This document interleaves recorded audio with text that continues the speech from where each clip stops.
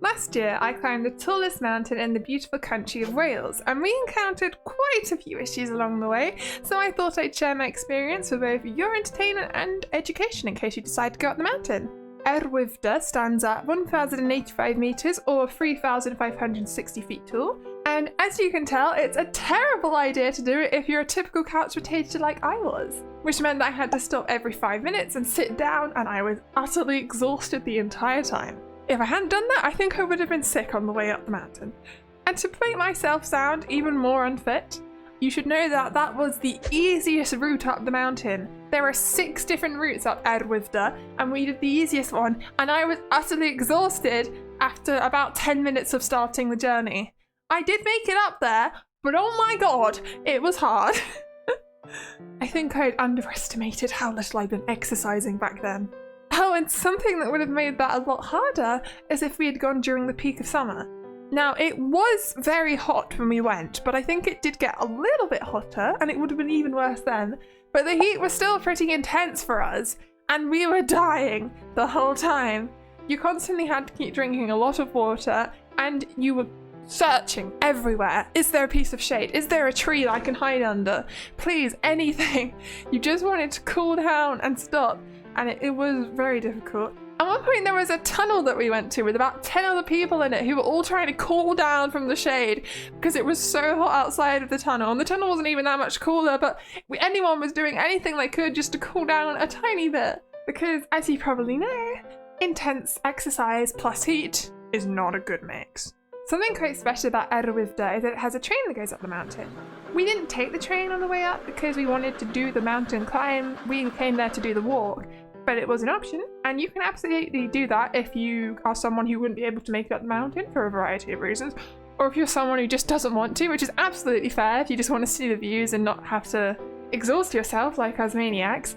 But although we didn't want to take the train up the mountain, we did consider taking the train back down the mountain, because this wasn't the first day of our holiday that we were walking on. We already had gone up another mountain the day prior, and I think everyone's feet were kind of hurting quite a lot. So it was reasonable to want to go back down on the train. It's a nice novelty, and it would be nice. And there was one other reason that we really wanted to go on the train back down. There was nowhere, and I mean nowhere, to go to the toilet on Wyddfa. Usually when you're in a mountain, it might be a bit unpleasant to speak about, but it is what everyone does. You go find a rock, a tree, a bush, you go hide behind it, and you go to the toilet. But on Wyddfa, there is no option to do this, because there is nothing. It is just grass and flat hills on both sides of your walk. There is nowhere to hide and go to the toilet, and it is very difficult to hold it in when there are so many people around, and it's such a long walk, and you need to keep drinking water because it's so hot outside. It was a hard time. But there was one thing which I thought would be our saving grace, which is that there are meant to be toilets at the top of the mountain because there's a train station at the top of the mountain. And usually there is. But when we went, the train was only going halfway, and there aren't any toilets halfway. The toilets are only at the top, and the toilets at the top weren't open, which meant I was incredibly disappointed when I got to the top and found that out. And again, I really would have gone if there was anywhere to hide, but there was nowhere. So we were hoping, you know, we could go back down on the train, quickly get to the toilet. It was the speed runway back down to save our bladders. But unfortunately, the train was absolutely packed. We spoke to the train driver and they thought, okay, maybe you'd be able to get on a seat on the way back down and you can pay the cost for one trip, and that was fine. But it was a train full of school children who'd gone there for a day trip, and they weren't going to get off the train and just walk back down the mountain. They probably had to get home by 5 p.m. or something. So there was no spare seats on the train, and we had to walk all the way down the mountain whilst trying to hold in the fact that we needed the toilet. It was difficult.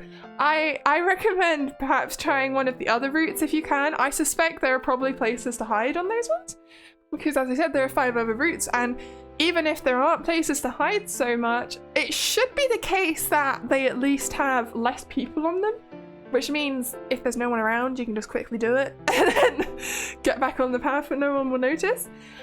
But that wasn't an option for me.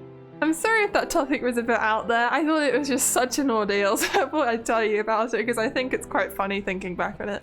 Although, speaking of the fact that that cafe was closed, there was also meant to be a halfway cafe, which is, you know, halfway up the mountain. and we saw it, we walked past it, and it was closed on the way up, which was very disappointing. They also didn't have toilets anyway, which I didn't know about when I walked past it originally. I assumed there was, because it's a decent sized building, but it seems to only actually have a kiosk that anyone can go in. I suppose the other section is the kitchen and storage room. Anyway, it was actually open on our way back down the mountain, but we really weren't interested in getting anything from there, when all I was trying to think about was getting down as fast as I could to go to the toilet. At the top of the mountain, we had a lovely packed lunch, which was made by my mum, and it was a really nice meal. But there is one thing that's also with you while you have your lunch, which is a lot of seagulls. I do think the word seagulls is quite misleading because it makes you think they only exist at the seaside, yet you'll find them everywhere. I know that they like to hang around secondary schools a lot because there's always kids around with their food and they're quite clumsy and always dropping it on the floor. And a lot of those are not at the seaside. I don't know if it's just something to do with being an island country or if they're just a really poorly named bird. But anyway, they're up there on the top of the mountain, which is not right next to the sea. But I suppose it doesn't really matter at the end of the day. But the point is, they definitely found themselves a good feasting spot. So be careful with your food, don't let them snatch it. And also don't feed them because they will just keep coming back and make it worse for other visitors. And one final thing, before I went on this trip, I looked at some Google reviews of wyddfa, and they warned me about something which I really should listen to, but didn't. Thinking, it'll be fine. It was not fine. You see, at the top of wyddfa, there is a summit stone, which is great. You can take a photo of it, be like, I climbed wyddfa, and take your photo, and you can feel really proud. But there's also something else on that summit stone, which is a flying ant's nest. I don't know if you've ever had much experience of flying ants, but they are awful to deal with. They're just completely in your face while you're trying to take a photo, and it is pretty miserable to do. So everyone was dashing up there for 5 seconds, getting this photo and then running away again because it was not nice. And on top of all of that, I had a bit of a horrifying experience of flying ants when I was younger because they decided one day to break into my mum's office and start forming a nest in her room.